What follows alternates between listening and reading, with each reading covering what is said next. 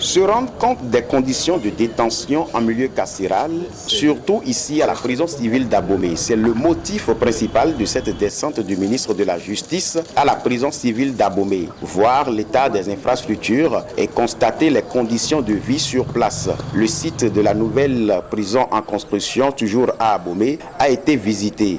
Nous sommes ici pour voir de nos propres yeux, bien entendu, comment est-ce que l'administration pénitentiaire est mise en mouvement et surtout la préoccupation essentielle de la construction d'une nouvelle maison d'arrêt. Il me semble bien que les travaux sont sérieusement avancés. Et le constat est aussi que la prison actuelle ne peut plus continuer par recevoir, si l'on a l'audace d'appeler des êtres humains, ne peut pas continuer par recevoir ces êtres humains. Et donc nous allons prendre les dispositions et rendre compte au président de la République et au Conseil des ministres. L'entreprise en charge des travaux est véritablement à pied d'œuvre. À la date d'aujourd'hui, depuis juillet 2015, les travaux qui consistent à, ériger les bâtiments de la prison sont achevés.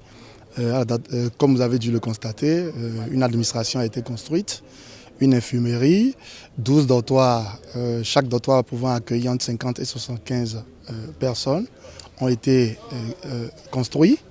La sécurisation du site est déjà achevée complètement avec les murs hauts de clôture.